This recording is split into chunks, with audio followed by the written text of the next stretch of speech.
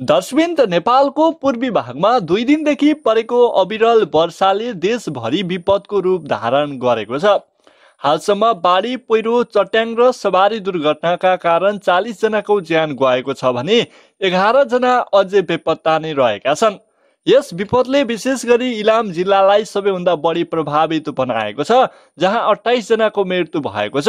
यो घटना मनसुनको अन्तिम चरणमा आएको भए पनि यसले नेपालको भौगोलिक कमजोरी र जलवायु परिवर्तनको प्रभावलाई फेरि एकपटक उजागर गरेको छ। यो विपदले देशका विभिन्न जिल्लालाई प्रभावित बनाएको छ।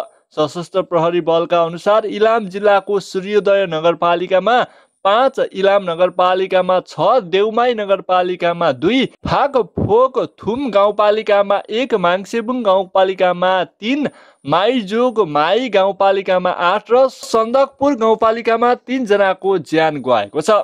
यस्तै चट्याङबाट खोटाङ, भोजपुर, रौतहट र मकवानपुरमा 8 जना घाइते भएका छन्। पाँचथरमा सवारी दुर्घटनाले 6 जनाको मृत्यु र 6 जना घाइते भएको छ। त्यसैगरी बाढी पहिरोमा परि उदयपुरमा 2 जना, रौतहटमा 3 जना, रसुवामा 4 जना, काठमाडौँमा 1 जना र पाँचथर सवारी दुर्घटनामा परि 6 जनाको मृत्यु र 6 जना घाइते भएका छन्।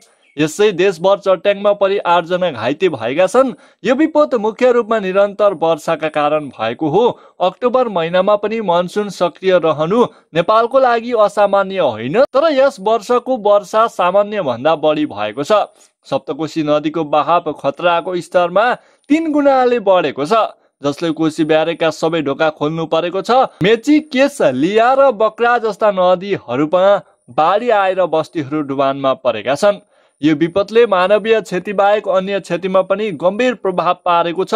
धरान, धनकुटा, बीपी राजमार्ग, मध्य पहाडी लोकमार्ग र एसियन हाइवेका विभिन्न खण्डहरू पहिरोले बन्द भएका छन्। मेची करिडोरका 3 पुल बगाएका छन्, जसले यातायात पूर्ण रूपमा ठप्प भएको छ। विराटनगरमा केस लिया खोलाको बाढीले बस्ती डुबानमा परेको छ, जसबाट सयौं परिवार विस्थापित भएका छन्।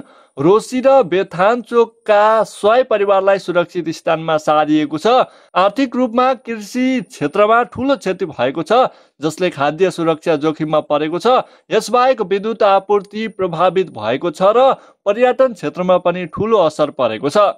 अर्कोतर्फ सरकारले विपदको समयमा सशस्त्र प्रहरी बल र नेपाल प्रहरीको सहयोगमा उद्धार कार्यमा सक्रियता देखाएको छ। उदयपुरमा बाढीले माइक्रो बस बगाउँदा 21 यात्रुको सकुशल उद्धार गरिएको छ। पृथ्वी राजमार्ग र हेटौडा जाने सडकहरू एकतर्फी रूपमा खोलिएका छन्। जिल्ला प्रशासनले जोखिम अलर्ट जारी गरेको छ र स्थानीय स्तरमा राहत वितरण सुरु भएको छ।